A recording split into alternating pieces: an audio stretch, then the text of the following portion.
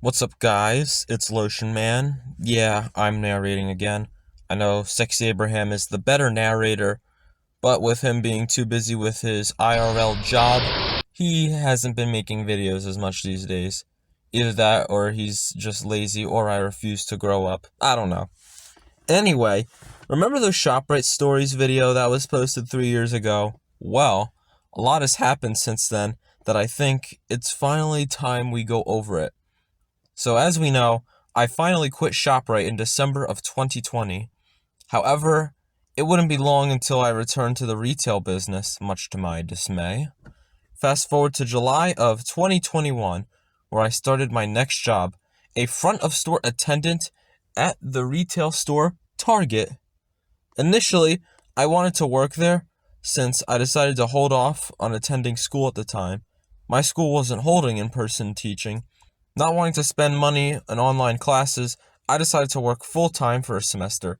That in Target was one of the few jobs that paid a minimum of $15 an hour. And how did that go? Well, we'll get to that.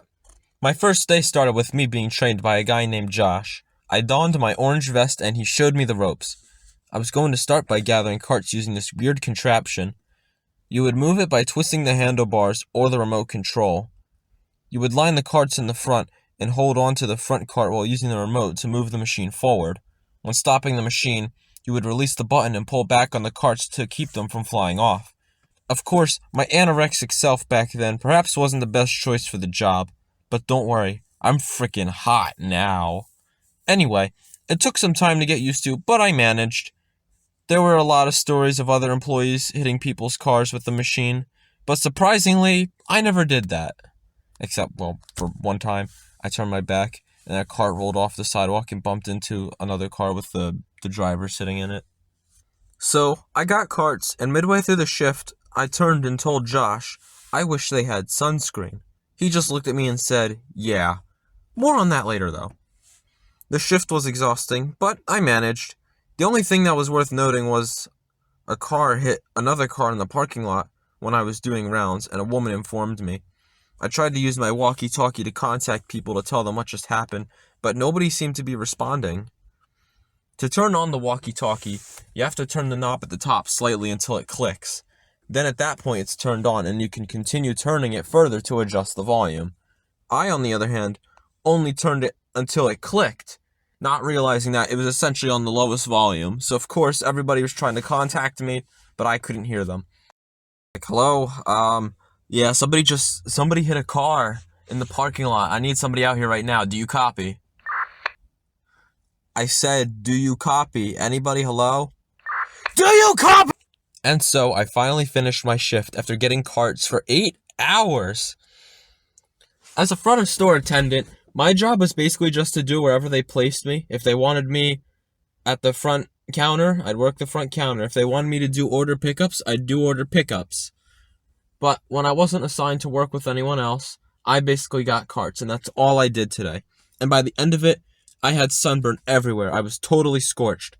My face, my forearms, my legs, everywhere on the front of me, there was sunburn to the highest degree. So when I went to bed that night, I had to make sure to sleep on my back, limbs out, not making contact with the sheets. So this way, I could actually sleep that night. I got to work the next day, only to learn they did have sunscreen, but Josh, or Sweaty Butt Crack Boy, as referred to by my cousin who worked there before me, neglected to tell me that, despite working there for years. Sometime later, I was doing my shift when I got a call on the walkie-talkie saying there was a code green.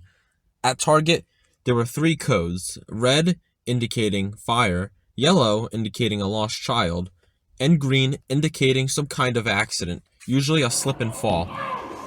A woman had apparently tripped in front of the restroom.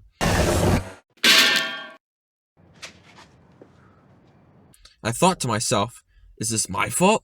Did I forget to clean in front of the bathrooms? I was told by my supervisor to move the cart machine away from the entrance to make room for the ambulance. With the ambulance approaching, I leaped into action to move the machine immediately. Luckily, I moved it in time. As it turns out, the woman tripped over her own feet, apparently. At least I know that the accident wasn't because of my negligence. Anyway, we all had some bad customer stories, and this job was no different. I was assigned to do order pickups. Basically, people would order online and we had to assemble and walk the order to their cars.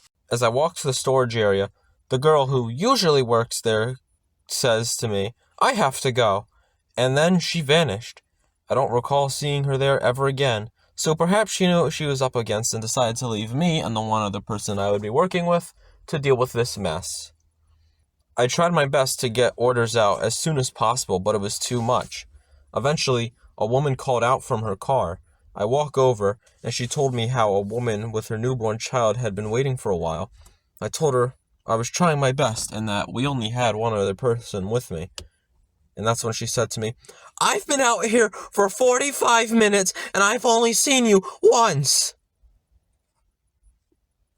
You stupid nigga! Anyway, we eventually got back up and it became manageable. But the real nail in the coffin came months later. The weather was getting much colder, and the cart pusher frequently broke down. On my first day, the machine would lose almost no battery over an 8-hour shift. During my final weeks, though, it would be dead in about 20 minutes. And once the machine was almost dead, it would cruise at a slow pace of roughly 2 miles an hour. I knew at this point there was no reason to stay at this job. I needed to find a new job as soon as possible, and 2 weeks later, I did. But this script has gone on long enough. There's still plenty to talk about Target and the other jobs that I took on after this position, but we will talk about it another time. So, next time, we shall discuss my next job on Storytime with Sexy Abraham. Or Lotion Man, I guess. We'll see.